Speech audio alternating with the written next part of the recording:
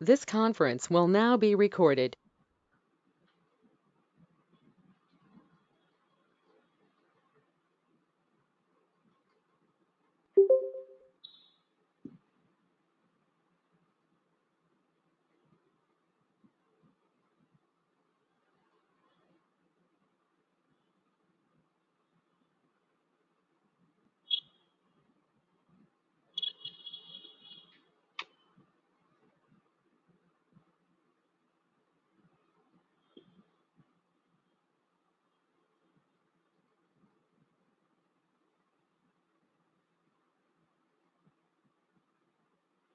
So,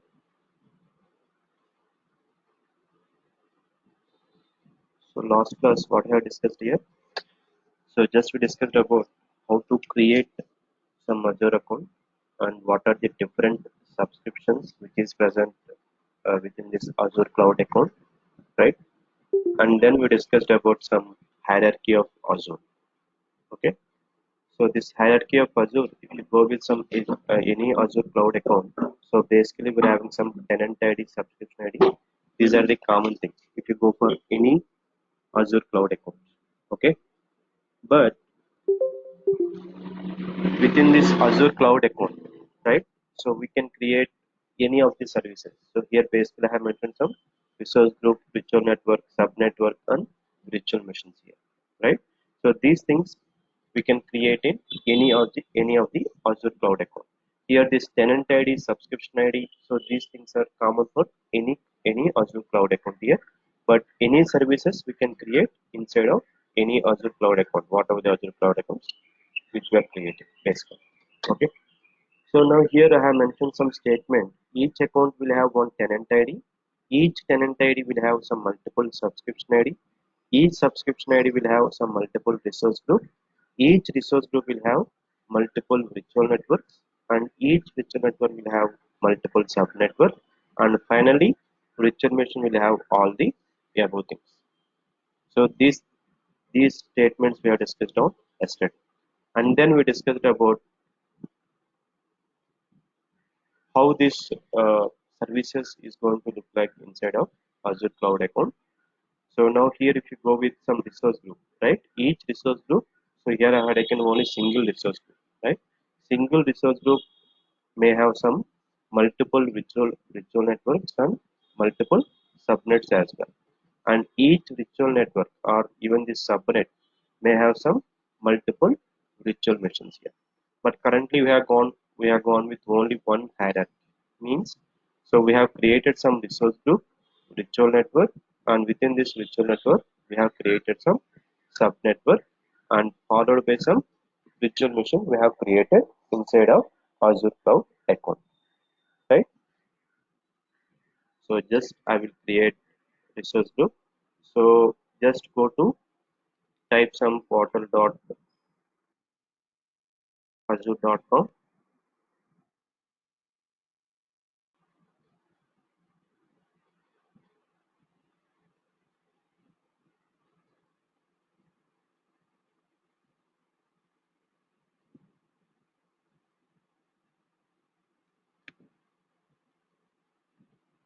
So just provide your username and password.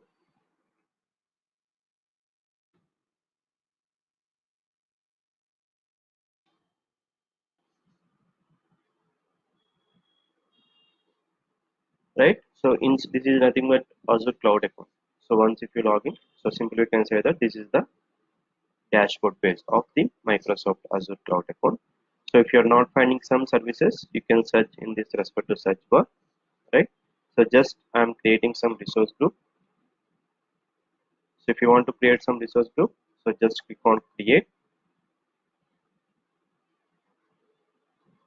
and within this resource group, so you can provide some name, maybe some Azure guest.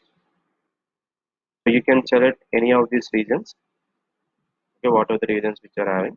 So basically, I'm going with some East US. Next tags. So this resource group is belongs to which environment? Whether it is a development environment or testing environment or integration, production, any of these environments, you can mention the tag you want if you want. Okay, maybe some environment, you can go with some development. So next Vivian create. So just it's going to check whether validation is passed or not. Okay, if something is missed in either of these options, maybe some basics or uh, in tags anyway, we don't have any mandatory fields. But if you go for this basics option, so this resource group name is mandatory. Here, see here, it is required. So compulsory we need to cover the resource group name or even this region. So these are the mandatory fields. So just it is going to cross check before creating this resource group. Okay, so just click on create. So if all these things is passed, you're going to get some message as a validation passed. Okay, if anything field, if you're not filled somewhere in basics, right? So it is validation is not passed. So just click on create.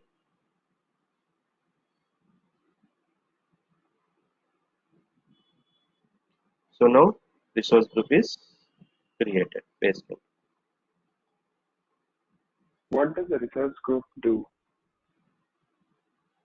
Sorry. So What that thing what we does will the discuss. research? Okay, We will discuss once if I done my with my concept. You can ask the doubts. Okay. thanks. So then we have created some ritual network and followed by some subnet as well. So let us create some ritual network now.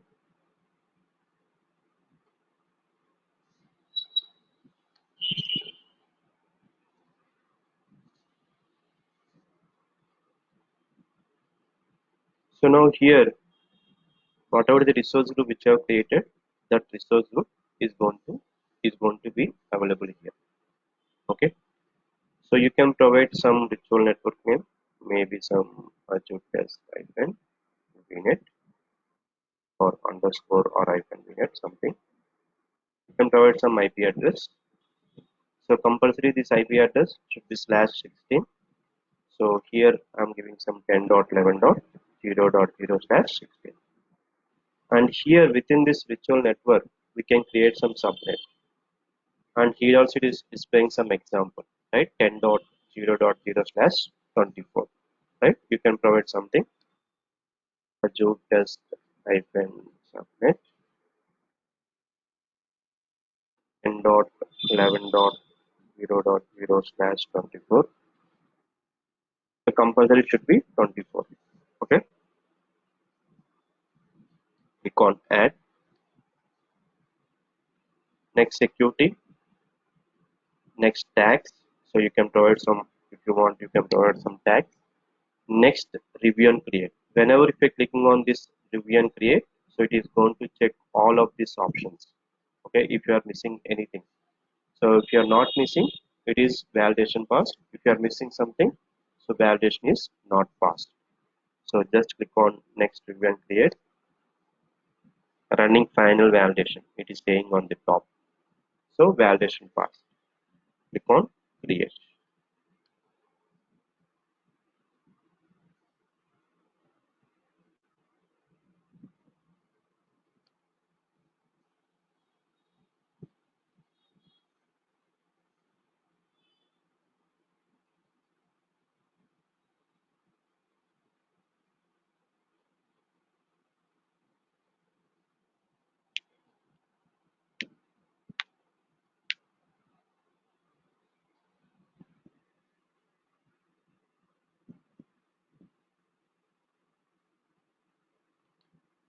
Okay, so now here virtual network is created basically.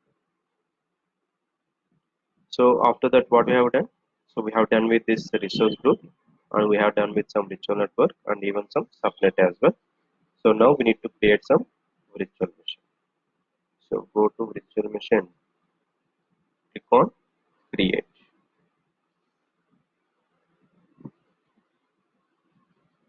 So here already we're having some resource group, Azure test, and you can use some virtual machine name, maybe some Linux machine one.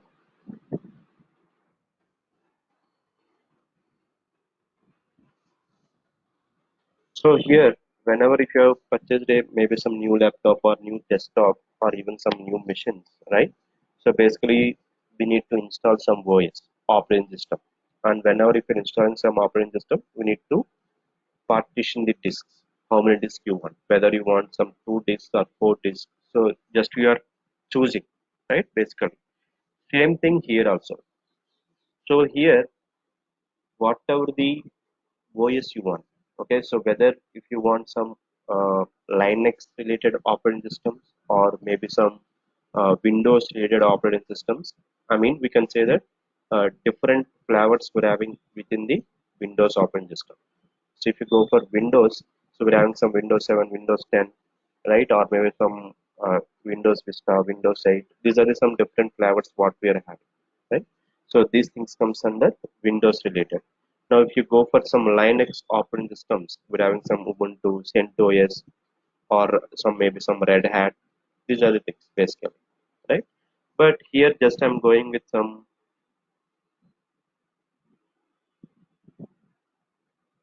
Ubuntu. Okay, I'm going with some Ubuntu server. Means Linux related operating system. So after that, so you can choose some sizes. Means how many number of disks you want, how much amount of RAM you want, how many number of CPUs. These all these things we can choose it here. But here cost is also going to be vary. Whenever if you're choosing some amount of RAM or amount of space or number of CPUs, these all these things. Okay. So currently I'm going with some B2S. Okay, two CPUs, 4 GB RAM, right? Number of data disks 4, maximum inputs and outputs 1280. So temporary storage 8, something like that. Okay, so just click on select. So currently go with some authentication type as and password. This SSH public key we will discuss in our upcoming classes. So you can provide some username and password, right? How your laptop or desktops we're having, basically we're having some username and password. Same thing here also. You can provide some username and password.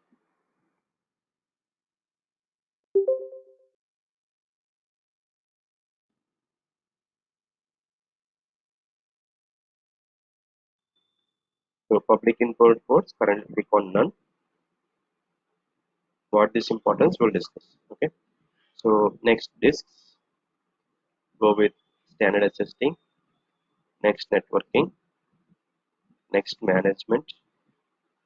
Click on disable monitoring. Next advanced. Next tags.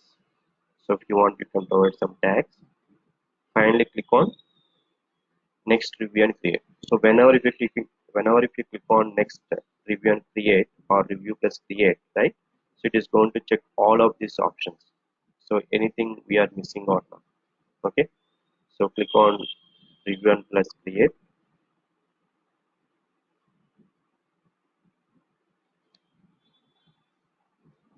So validation pass.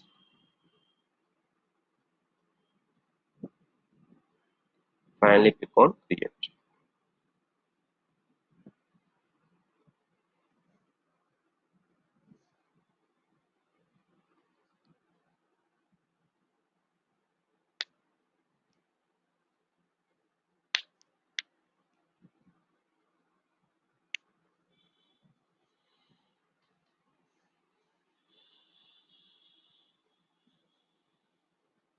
It will take some time to create this virtual machine basically.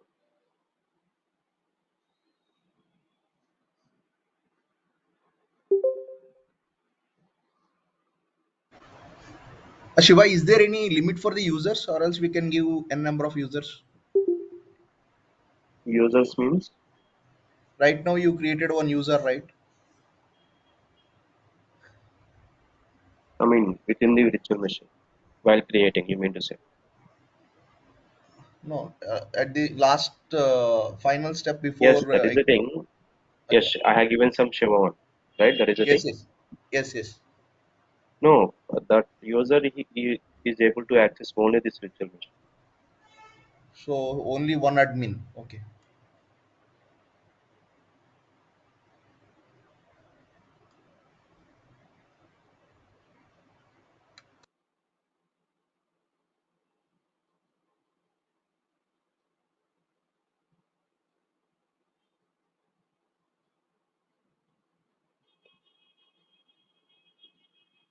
Okay, now if you click on this virtual machine, so it is created. Okay, so just if you go with here, what is the resource group, what type of operating system it is, size, right? Two CPUs and 4 GB RAM, and what is the respective virtual network and subnet. All these things is going to display here. Apart from this,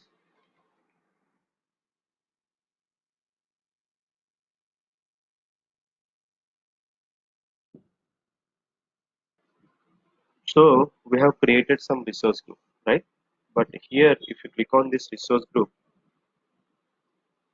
we have created only Azure test, and we are having a one more resource group called as a network watcher RG. Okay, so this one is the default resource group is going to be created by Azure Cloud. Means, so whenever if you're trying to create some resource group with some name, so here we have taken some name as a Azure test, right? So whenever if you are creating some resource group within this Azure Cloud account, right? By default, Azure Cloud itself is going to create a one more resource group called as a network watcher RG. Okay, this is the default resource group. We can say that irrespective of our resource group name simply. Okay, that is a one more important point. And now if you go for some ritual networks, so nothing. So whatever the ritual network which you have created, the same thing it is available here, and same way virtual machine as well. Nothing new one. Okay, only resource group. So we're going to get a one more resource group with the name as a network watcher RG. Just is a default resource group within the Azure Cloud account. Okay, so this is just creation, right? Now here, yesterday I have mentioned you one more important point is, so before going for sign out option of your respective Azure Cloud account, so we need to delete these services as well. Whatever the services which I have created inside of Azure Cloud account. Here, what is the services? So resource group, virtual network is one service, sub network is one service, and virtual machine is also one more service here. So whatever the services which you have created already, these services should be deleted before signing out of your respective Azure Cloud account. So let us assume if you are not deleting or simply you are going for some sign out option, right? Irrespective of deleting this respective virtual machine, the amount is going to be charged by Microsoft organization. Even though you are doing for sign out option of your respective Azure Cloud account. So before going for sign out option, so it is mandatory to delete the whatever the services which you have created inside of our Azure Cloud account here. Okay, if you are not deleting, amount is going to be charged by Microsoft Azure Cloud account. Now, if you observe,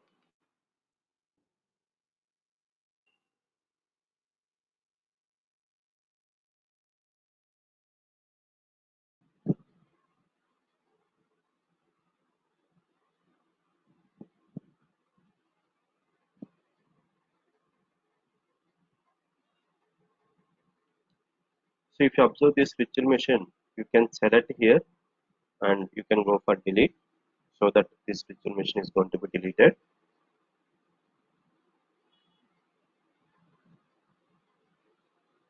And here, if you observe virtual network, right, we don't have any delete option,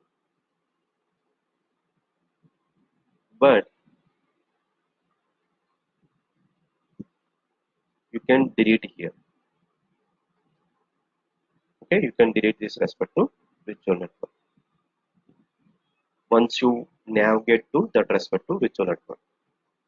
Okay, even if you go over this resource group, same thing. Here we don't have any delete option, and then you can navigate here.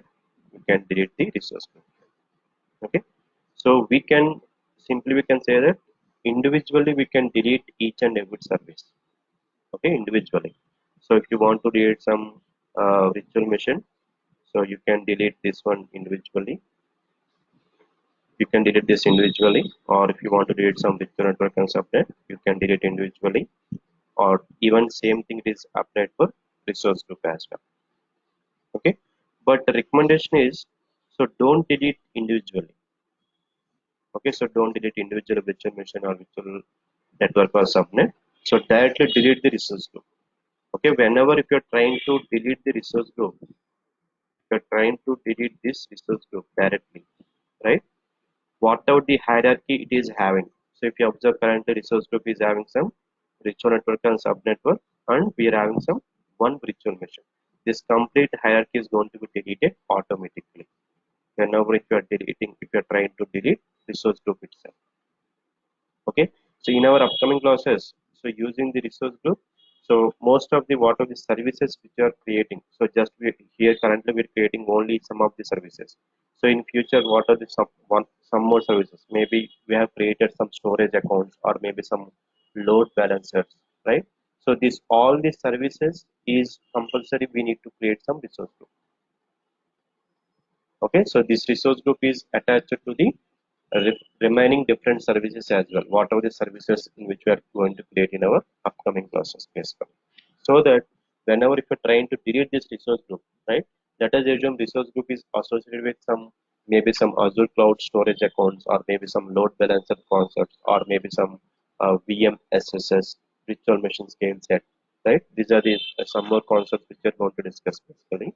So these all these things is going to be deleted automatically whenever if you're trying to delete some resource group. Okay, so try to delete this resource group.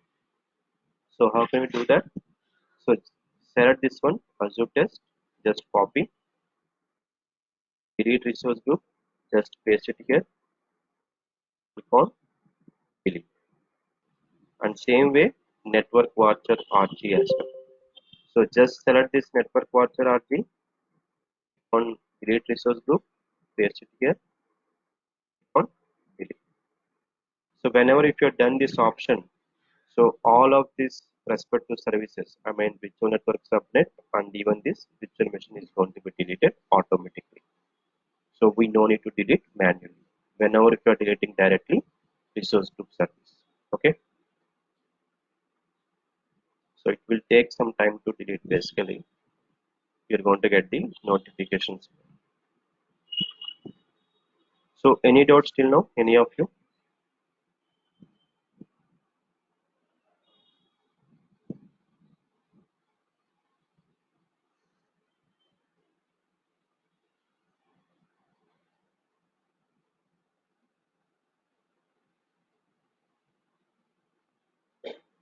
Any doubts here? Any of you?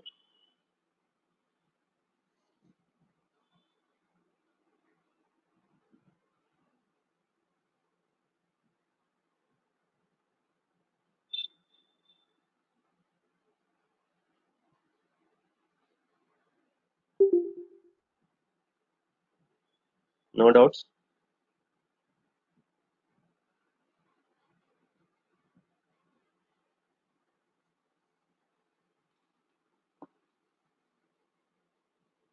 Okay. So just wait for 1 minute or 2 minutes. It will be deleted.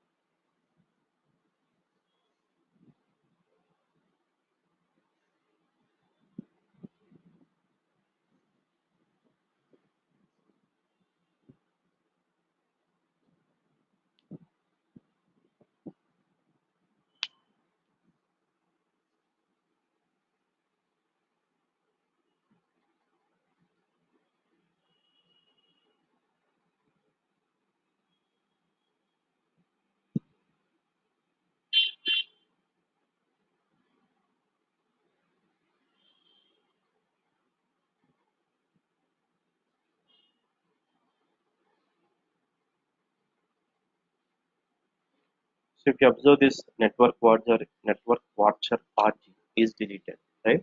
Deleted some resource group. It is saying Azure test.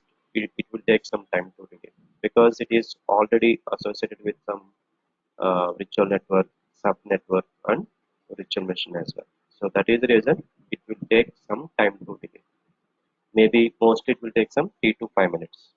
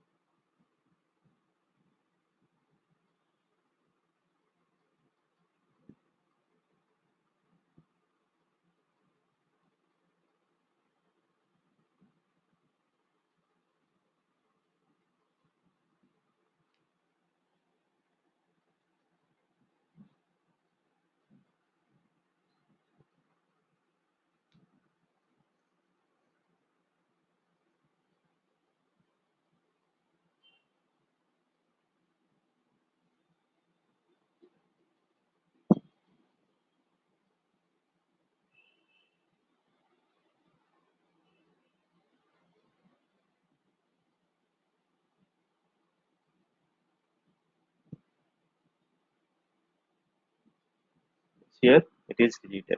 It is taken around 4 minutes of time. Okay. So now if you observe here, we don't have any resource group. And if you refresh in virtual networks, so we don't have any virtual networks as well. And if you refresh in this virtual machines tab, so here we don't have any virtual machines here. Okay, so whenever if you have deleted this resource group, all these respective services is going to be deleted automatically. Okay, is it clear till now, all of you?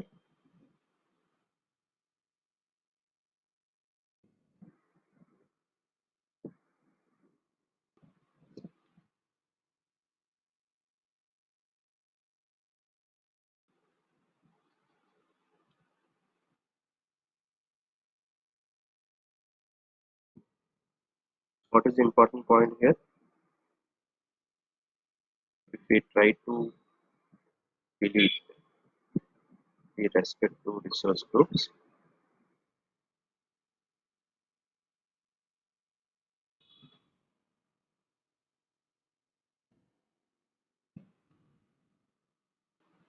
if we try to delete the respective resource group, automatically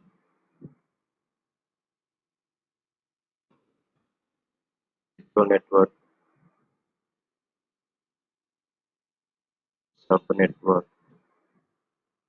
and virtual machine is going to be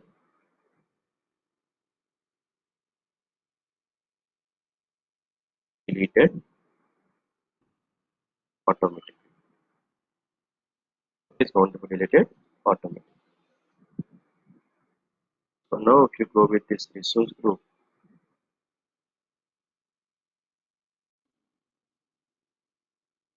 is a logical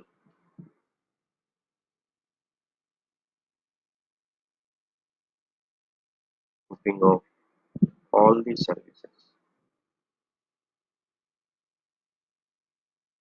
Okay, this is nothing but what is exactly resource group. Now if you go for some virtual machine,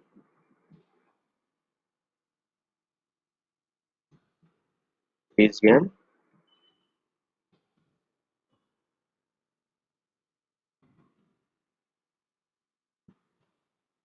imaginary machine which you are not able to see. Just within this Azure Cloud account, we can create our own virtual machines based upon your requirement. Just it is an imaginary machine. So next, we're going to discuss about IPv4 and IPv6.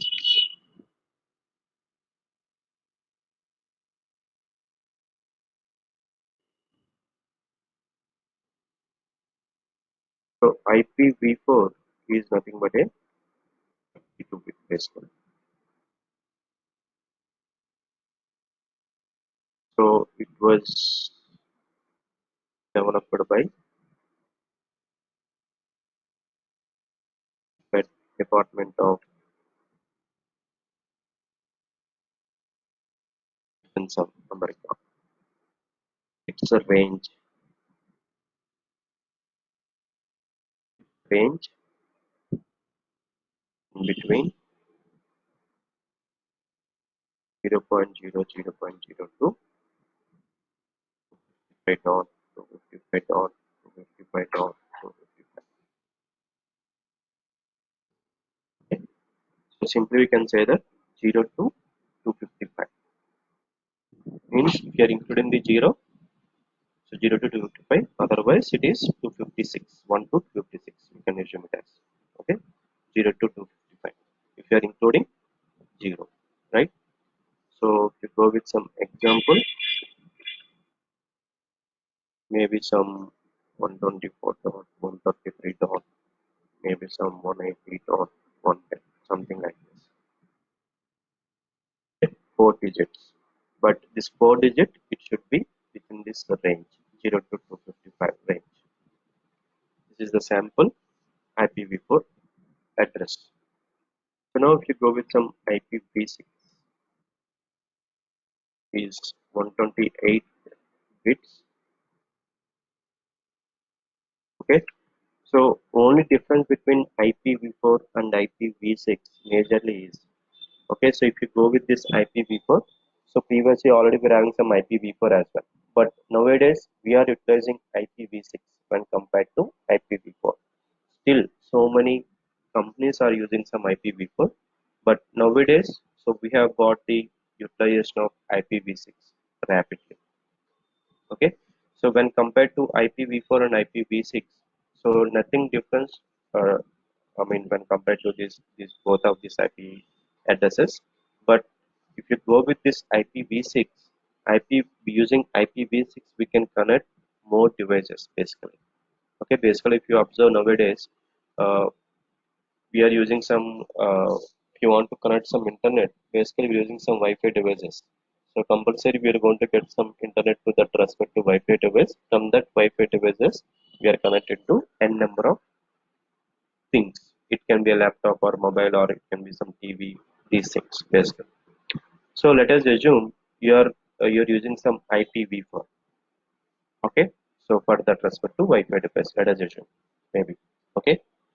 So what is the problem if you are going with some IPv4 and IPv6, or how can we check whether we are connecting to IPv4 or IPv6? We can check it that as well basically. So let us assume if you are going with some IPv4, okay, or we can say that basically this IP, whether it is a IPv4 or IPv6, it is going to be decided by the respect to broadband, whoever we are going with the respect to third party broadbands we're going, right? So we're having some different broadband vendors we're having basically. So basically the broadband vendors is going to decide so whether we're going to get some IPv4 or IPv6. So if you're going with IPv4, let us assume we have connected around maybe some 3 or 4 devices. Okay, we're having some single Wi-Fi device, but that the device we have connected three things, maybe some laptop or maybe mobile or even some TV as well. Let us assume this speed is not consistent all of these respective devices. What are the devices we have connected to Wi-Fi? Okay, sometimes speed is going to be slow, sometimes it's going to be fast. So that speed is not a consistent. Simply we can say that. Okay, and even whenever if they are utilizing some YouTube service within this TV as well, sometimes it is always going to be buffer. So because that speed is not a constant if you're going with some IPv4, but it is not the case in IPv6. What is the advantage in IPv6 is speed is consistent throughout the devices, what are the devices which are utilizing, whether it is a TV or n number of mobiles, or maybe some what we call maybe some laptops or n number of laptops which were connected to the respective Wi-Fi device or modem, what we can say that, right? Speed is constant. So mostly you're not able to get any buffering in whatever the streaming services or streaming platforms which are utilizing, whether it can be a TV or whether it can be laptop as well. So IPv6. So what is the major advantage when compared to IPv4 and IPv6 is, so in IPv6 speed is consistent throughout the throughout our utilization, how much time we are utilizing that respective devices. So in that respective specific time, that speed is a constant. Simply we can say that, which is not happening in IPv4. Okay, so this IPv6 currently it was implemented by Geo. Okay, that is the reason we are getting fast when compared to other broadband vendors. So they are saying that Jio is so many times, even if you observe mobile itself when compared to Airtel or Vodafone, if you are going with some Geo, so we're getting, there is no chance of having some YouTube, as YouTube is also buffering anywhere. It is very rare scenario. So if you're having some good amount of network, okay, if your mobile network is good, so there is no chance of having some YouTube buffering as well. So why means they have implemented some IPv6 when compared to IPv4. Even they are implemented this IPv4 and IPv6 parallel. Okay, so geo broadband point of view, they implemented IPv6. So that is the reason if they are saying some 100 Mbps, so mostly we're going to get some 95, 96, 97 approximately when compared to other broadband vendors. So even though they are saying some 100 Mbps or 200 Mbps, we're going to get maybe some 20 Mbps or 30 Mbps. That speed is not a constant because they are using their implemented IPv4 when compared to IPv6. Okay, so you can check with whether we have IPv6 or not. So just type some IP config.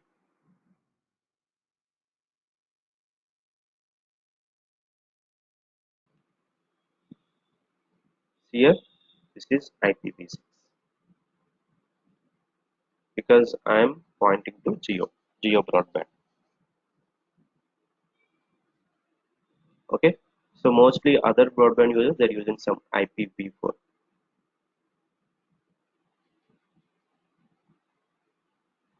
Okay, so nowadays geo broadband also they're providing some two options. You can connect to either 5G services or even some 2G services. So if you are going with some 2G services, so IPv4 is going to be utilized. If you are going with some 5G services, so then this broadband is going to utilize IPv6. Okay, that is the reason. So currently I'm pointing to 5G. Okay,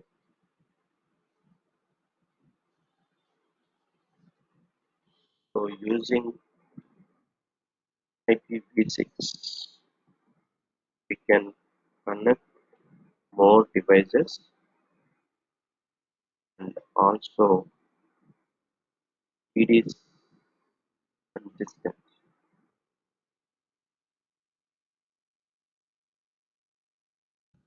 throughout these devices.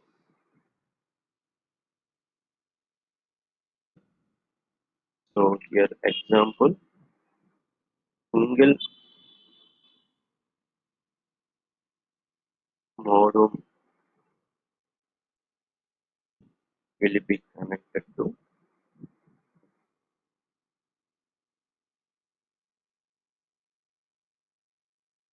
more devices,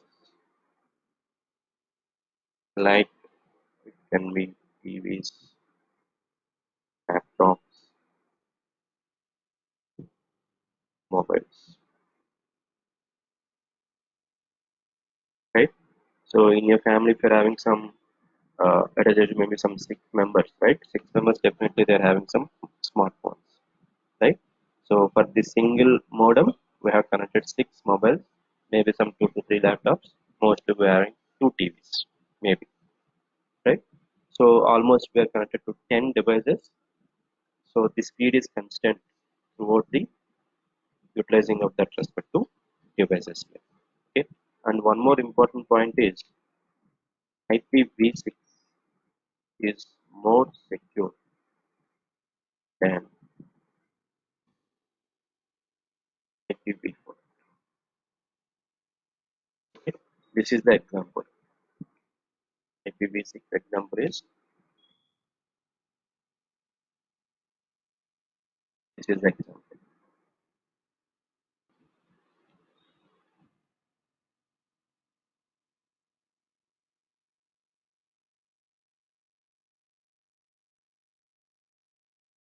So if you observe this IP address and this IP address, it is somewhat we can say that it is in the form of some encryption and decryption algorithm.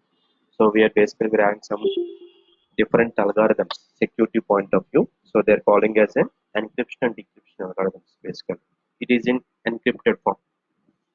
So we are unable to, it is not that much easy. So even we are having some different hackers will be there, ethical hackers, right? So they are unable to hack easily if you are going with some IPv6. So it is difficult to hack this IPv6 address when compared to IPv4 because it is in encrypted form. Simply we can say that. Okay. So is this concept is clear? Any doubts here? Any of you?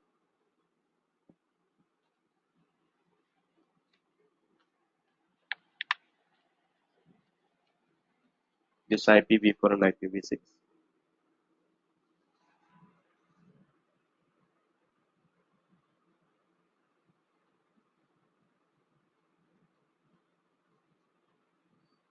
Any doubts?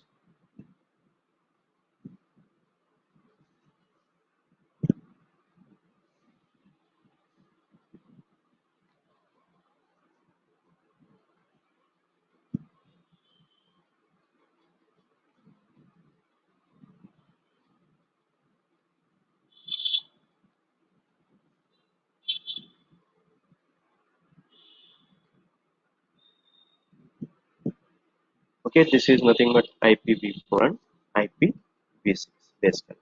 Okay, so then we're having some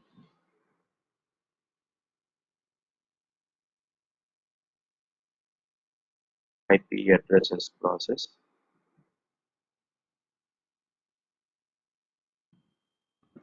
So IP addresses is used to allocate to different categories. IP addresses is used to allocate to different categories. Okay, example.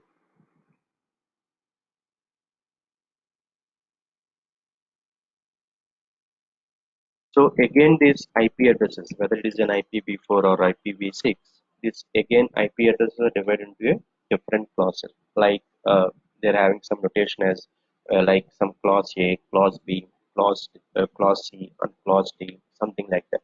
Okay. So maybe so for companies,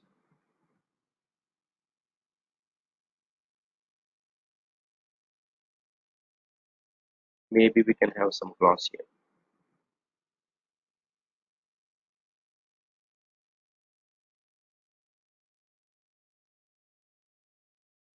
For research organizations,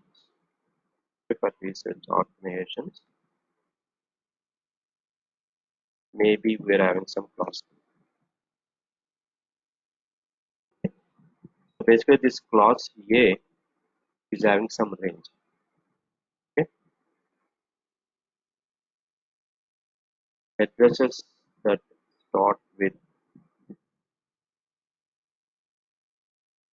1 to 127. Okay, so if you're finding some IP address, right? If that specific IP address is within this range, right? It is falls under clause A. Now, if you observe some clause B, addresses that start with 128 to 191. Clause C,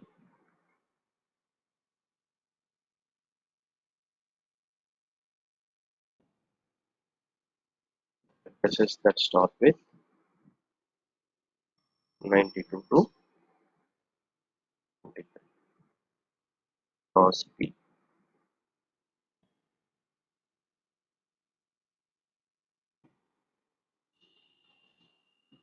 224 to 239. So like this, we're having some different categories in IP addresses. So if you're finding some any IP address, if it is found as some 192.223, Okay, so then we can say that it's related to some class C category. Okay, same for class B and class C as well. So these are the different categories within the IP addresses. Okay, so let us assume if you go with some IP here, maybe some IPv4, right? It is 192.168.29 and 119. So this IP address belongs to which category?